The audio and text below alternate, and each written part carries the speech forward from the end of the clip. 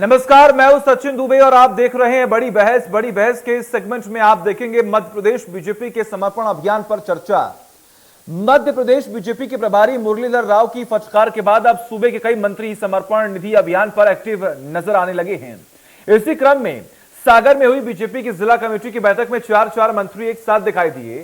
सागर में समर्पण निधि अभियान को सफल बनाने और पार्टी के टारगेट को पूरा करने के लिए वरिष्ठ मंत्री गोपाल भार्गव, अरविंद भदौरिया, भूपेंद्र सिंह और राजवर्धन दत्ती गांव एक साथ दिखाई दिए।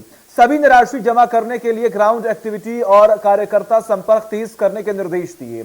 शनिवार को दिन भर मंत्रियों की गतिविधियों की ऐसी कई तस्वीरें अन्य जिलों में भी दिखाई दी। दरअसल मध्य प्रदेश में बीजेपी इन दिनों समर्पण निधि का बड़ा अभियान चला रही है। बीते 2 हफ्तों से जारी समर्पण अभियान के तहत बीजेपी ने करीब 25 करोड़ ही जुटाए हैं, जबकि बीजेपी ने 150 करोड़ रुपए जमा कराने का टारगेट रखा है। कारण खोजे गए तो पता लगा कि मंत्रियों की निष्क्रियता की वजह से यह अभियान ग्राउंड पर आगे नहीं बढ़ पा रहा था, जिसे लेकर भोपाल में बीजेपी मुख्यालय में 2 दिनों तक मंथन चला। वहीं प्रदेश प्रभारी मुरलीधर राव की कड़ी नाराजगी के बाद 15 मार्च तक मंत्रियों की जिलों में ड्यूटी लगाई गई है। मुरलीधर राव की फटकार का असर भी मंत्रियों पर नजर आने लगा है और माना जा रहा है कि मंत्रियों के एक्टिव होने के बाद अब बीजेपी 2 हफ्तों के भीतर ही अपना 150 करोड़ रुपए जमा करने का टारगेट पूरा कर सकती है।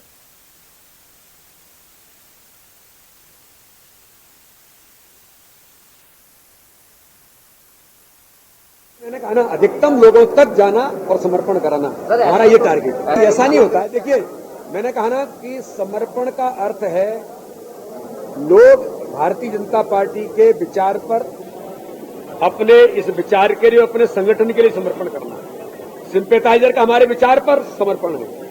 माननीय प्रधानमंत्री ने माइक्रो डोनेशन 5 रुपए का कहा है, 10 रुपए का कहा है, 20 रुपए का कहा है, अधिकतम 1000 रुपए पूरे देश के अंदर माइक्रो डोनेशन, ये समर्पण ही और क्या है। तो इस प्रकार से भारतीय जनता पार्टी का उद्देश्य है कि ज्यादा से ज्यादा लोगों को समर्पण के साथ जोड़ करके वो समर्पण करें। हमारा क्या लक्ष्य सागर के लिए दिया है, कितने विधानसभा के लिए दिया है, क्या हमारे चौधरी साहब हैं जो संभाग के प्रभारी हैं, जिले प्रभारी आशीष जी, जिलाध्यक्ष महोदय हैं, ये सब ने पार्टी ने जो टारगेट दिया है, माननीय कुशाभाव ठाकरे जी, पूज्य कुशाभाव ठाकरे जी का जन्म शताब्दी वर्ष, उस निमित्त बैठक हुई थी।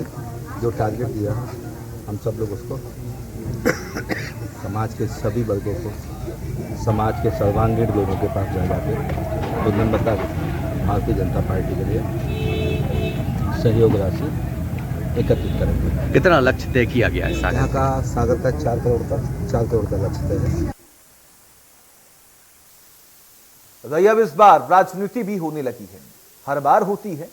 कांग्रेस मीडिया समन्वयक प्रभारी नरेंद्र सलूजा का कहना है कि प्रदेश बीजेपी के नेताओं में इसको लेकर कोई रुचि ही नहीं है, इसीलिए अभी तक वे टारगेट से इतनी दूर हैं। कुशाभाऊ ठाकरे जी का जन्म शताब्दी वर्ष है, जिसमें समर्पण निधि को, उनके विचारों को आगे बढ़ाने के लिए भारतीय जनता पार्टी का हर कार्यकर्ता प्रतिबद्ध है। इसके लिए करोड़ों की कोई सीमा नहीं है। भारतीय जनता पार्टी का कार्यकर्ता जितने करोड़ करेगा वो कम होगा।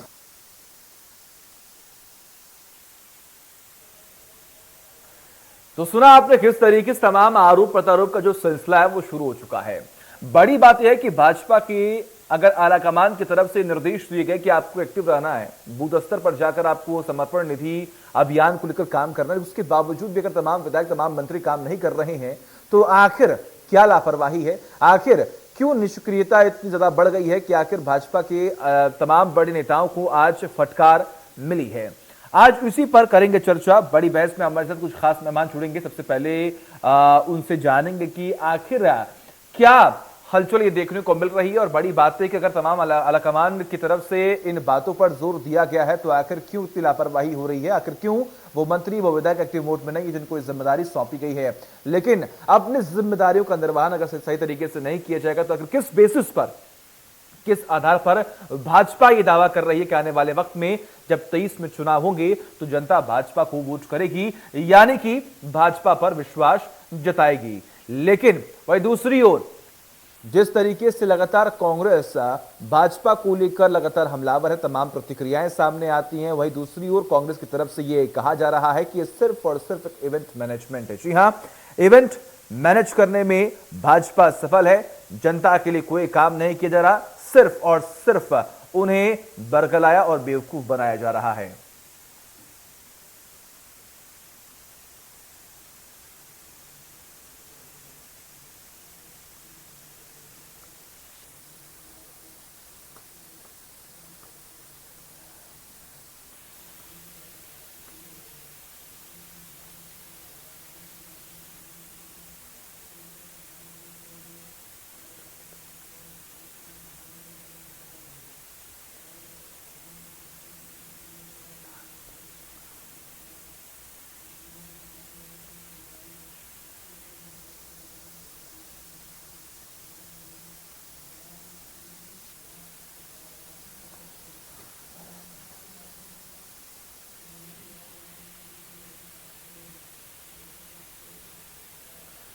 तो तमाम प्रतिक्रियाएं सामने आ रही है। इसी बीच में आपको सुनाते हैं कि इस पूरे मामले को लेकर कांग्रेस के बड़ी नेता और भाजपा के बड़े नेताओं का क्या कहना है, सुनिए। ये कुशाभाऊ ठाकरे जी का जन्म शताब्दी वर्ष है, जिसमें समर्पण निधि को, उनके विचारों को आगे बढ़ाने के लिए भारतीय जनता पार्टी का हर कार्यकर्ता प्रतिबद्ध है। इसके लिए करोड़ों की कोई सीमा नहीं है। भारतीय जनता पार्टी का कार्यकर्ता जितने करोड़ समर्पण निधि के कार्यक्रम का भी हो रहा है। सिंधिया जी के गुट के जितने नेताओं सबने दूरी बना रखी, कई विधायक मंत्री दूरी बना के रखी है। 150 करोड़ का टारगेट है और अभी तक 10 करोड़ इकट्ठे हुए। तो लगातार एक असंतोष और गुटबाजी भाजपा में चरम पर है, जिसको लेके कल ये बैठक हुई, मंथन बैठक हुई। उसके अंदर कई मंत्रियों को, विधायकों को फटकार भी लगाई गई। यहाँ तक कि प्रभारी को कहना पड़ा कि दौड़ने के लिए हमारे पास और कई कार्यकर्ता हैं, जिला अध्यक्ष से सामंजस्य बनाओ। तो इससे देखने में आ रहा है कि भारतीय जनता पार्टी के कार्यक्रमों में भाजपा के नेताओं मंत्रियों की अब रुचि हो।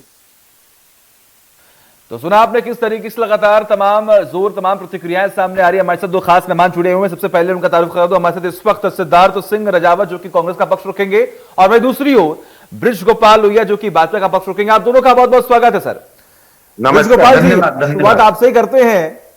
अगर निष्क्रियता है, इसका मतलब यह है कि वो एक्टिव मोड में नहीं है। एक्टिव मोड में नहीं है यानी कि वो अपने जिम्मेदारियों का निर्वहन सही तरीके से नहीं कर रहे हैं, यानी कि वो लापरवाह हैं। मुझसे है आपका प्रश्न? जी देखिए, मैं आपको बताऊं,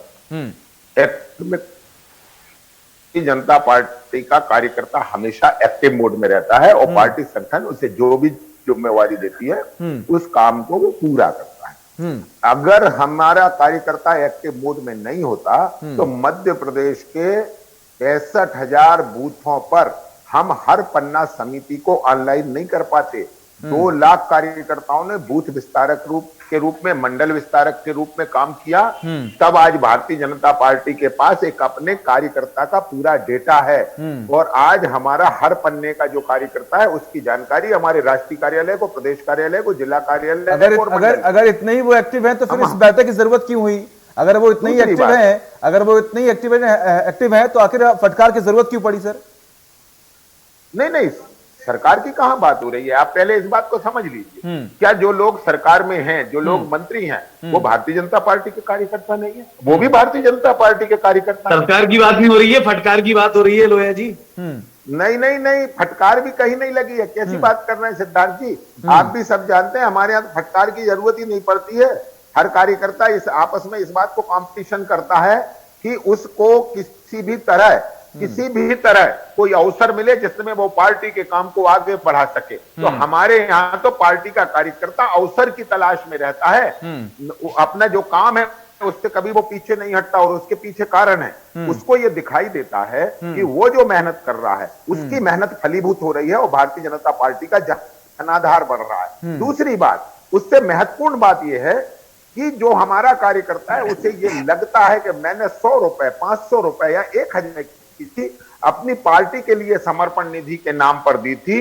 वो निधि पार्टी के भी काम आ रही है और पार्टी को बढ़ता वो देख रहा है। और उसके साथ एक और बात आती है, जब वो निधि देता है तो उम्मीद करता है कि पार्टी के नेता शुचिता की राजनीति करें। तो हमारे पार्टी के नेता शुचिता की राजनीति कर रहे हैं और ये जो हमारे लिए जो सबसे बड़ा प्लस है। इसलिए हमारा कार्यकर्ता पैसा भी देता है, अपना परिश्रम भी करता है और भारतीय जनता पार्टी के आप कार्यकर्ताओं से जब मिलेंगे तो वो आपको दो बातें जरूर कहेंगे। पहली कि जो कुशाभाऊ ठाकरे जी की जन्म जयंती वर्ष है उसमें वो उनके दो बहुत प्रिय पंक्तियां थी। वो कहेगा कि संगठन गढ़े चलो, सुपंथ पर बढ़े चलो, भला हो जिसमें देश का वो काम सब किए चलो। तो ये भी वो काम मानता है कि राष्ट्र के हित में हम काम कर रहे हैं, परिवार के हित में काम कर रहे हैं। और भारतीय जनता पार्टी जिस तरह राष्ट्र का गौरव लेकिन ठीक है बृजगोपाल जी, देखिए कहीं ना कहीं आपके कॉन्फिडेंस को भी मानना पड़ेगा। एक तरफ आला कमान जब आदेश देते हैं कि आपको बूथ स्तर पर जाकर कार्य करना है तो कार्य नहीं करते हैं आपके नेता, आपके मंत्री, और उसके बाद आप कहते हैं कि जनता के हित में हम बात करेंगे और काम वही करेंगे जो प्रदेश के हित में हो। ठीक है सिद्धार्थ जी, आपके पास आऊंगा, आपसे सवाल करूंगा, लेकिन बृजगोपाल जी एक सवाल आपसे ये है कि बैठकों का दौर शुरू हुआ है, इवेंट लगातार हो रहे हैं, क्या डर है क्या? क्योंकि कांग्रेस ये कह रही है कि आने वाले वक्त में जब चुनाव होंगे तो इसमें भाजपा की हार पक्की है।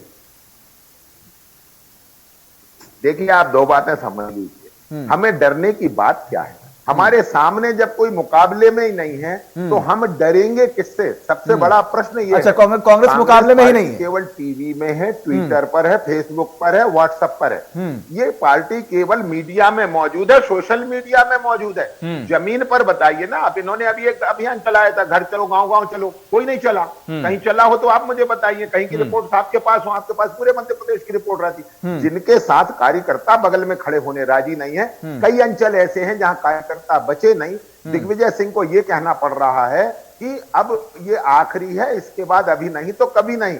यानी कार्यकर्ता को पार्टी की मृत्यु का भय दिखाकर जब कार्यकर्ता को सक्रिय करना पड़े तो आप समझ सकते हैं कि पार्टी किस स्थिति से गुजर रही है। ठीक है सिद्धार्थ जी, जनता पार्टी ठीक है सर, ठीक है सर, सिद्धार्थ जी मुकाबले में ही नहीं है आप। सचिन जी, जब सरकार मतलब पार्टी के ऊपर जब सरकार होती है और उसके ऊपर जो सत्ता का नशा और सत्ता के नशे में जो चूर होते हैं उसको बोलते हैं विनाशकाल विपरीत बुद्धि। उसी प्रकार से भारतीय जनता पार्टी की जो बड़े बड़े नेता हैं, दिग्गज नेता हैं, उनका विनाशकाल विपरीत बुद्धि हो गया है। आप देखिए 18 वर्ष से इनकी सरकार थी, ये स्वर्णिम मध्य प्रदेश का नाम लेकर आए थे, विकसित मध्य प्रदेश, और उसके बाद आत्मनिर्भर मध्य प्रदेश। क्या कारण रहा कि ये तीनों चीज नहीं बना पाए? और ये बात कर रहे हैं कि कांग्रेस आज है ना कहीं से कहीं तक फाइट में नहीं है, लड़ाई में नहीं है।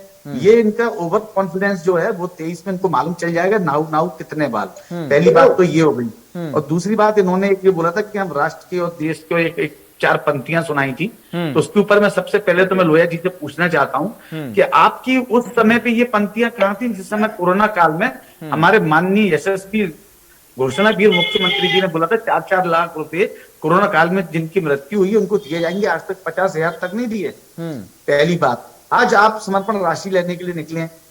आप देखिए उसमें अभी 4 दिन पूर्व एक पत्रिका के ऊपर उसमें छपा हुआ था 3 लाख रुपए का एक चेक भेंट कर रहे हैं और वो माफिया है, उनके ऊपर केस लगे हुए हैं भोपाल में, जमीन माफिया हैं। आप उनसे तो पैसा ले रहे हैं और आप अभी एक सोशल मीडिया पे एक वीडियो वायरल हुआ है, एक्सटॉर्शन मनी टाइप में भी वसूल कर रहे हैं। नहीं, आपको 5,000 रुपए समर्पण राशि देनी पड़ेगी। अभी सोशल मीडिया पे चल रहा है काम। ये मतलब एक्सटॉर्शन मनी टाइप में वसूल कर रहे हैं। आप समर्पण मनी मांग रहे हैं या एक्सटॉर्शन मनी मांग रहे हैं?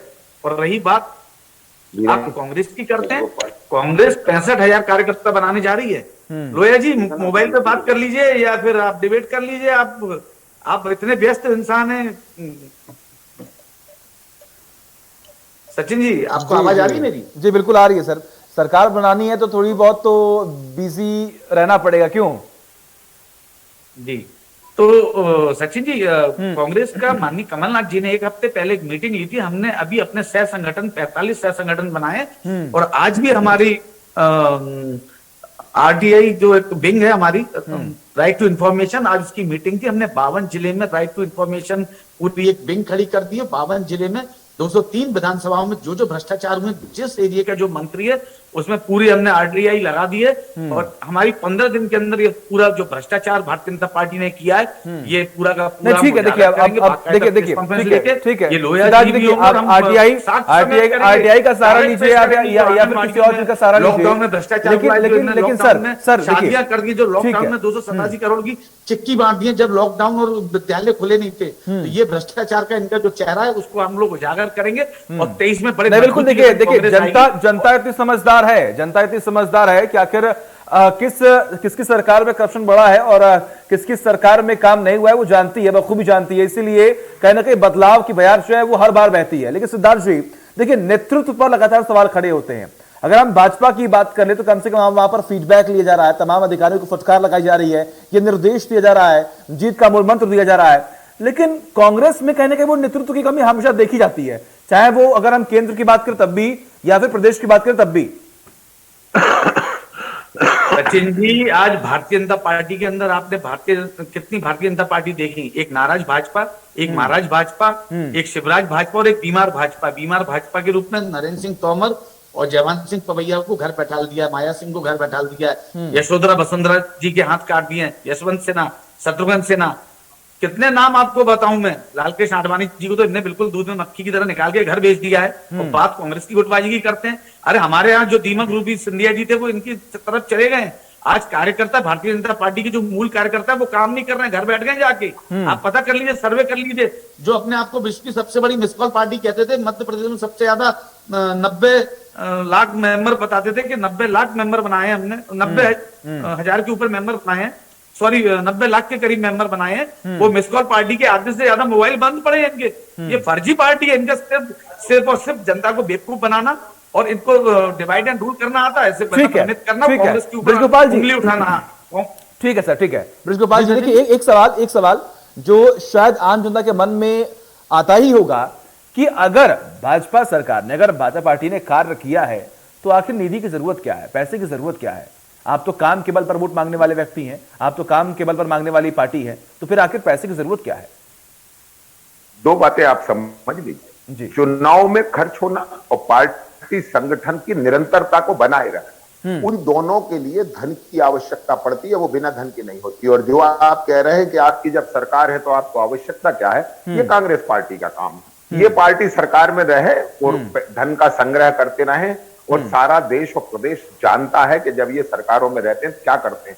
इनके यहाँ जो लोग पार्टी को लीड कर रहे हैं, जो लोग पार्टी को रूल कर रहे हैं, उन्होंने 4 पीढ़ी से ना तो कभी खेती की, ना कभी नौकरी की, ना किसी चीज का व्यवसाय किया, परंतु दुनिया की सर्वश्रेष्ठ जिंदगी वो लोग जी रहे हैं। तो ये कांग्रेस पार्टी में, हमारे यहाँ तो हमें मालूम है ना कि यदि मैं 100 रुपए, 500 रुपए, 1000 रुपए, जो मेरी हैसियत है, अगर वो पैसा मैं नहीं दूंगा तो मेरी पार्टी चलेगी कैसे? दूसरी बात, ये कांग्रेस पार्टी से आप हमारी तुलना मत करिए। लेकिन वो तो कह रहा है कि आप धमकी लेकर पैसे ले रहे हैं, जीजू है वो तो कह रहा है कि धमकी देकर पैसे ले रहे हैं। आप अपने समय जवाब, आपको नहीं रोकूंगा, आपका समय आएगा, आपका समय आएगा। सिद्धार्थ जी आऊंगा मैं आपके पास सर, सुन लीजिए फिर आप जवाब दीजिए। ठीक है, मैं आपको, भोपाल में कांग्रेस प्रदेश कार्यालय कहां हुआ करता था? वो कार्यालय था न्यू मार्केट के पास। न्यू मार्केट के कार्यालय को पूरे को दुकानें करके उन्हें बेचते गए और उस कार्यालय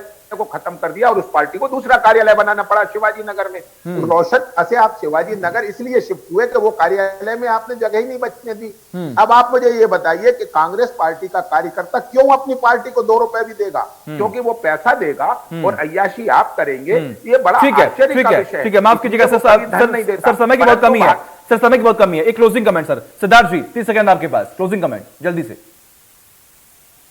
सचिन जी, सबसे पहले तो मैं आपको बता दूं इनकी जानकारी के लिए कि जवाहर भवन है वो बिका नहीं है, वो किराए पे उठा हुआ है। और दूसरी बात, ये अपने आपको सबसे बड़ी पार्टी बोलते हैं।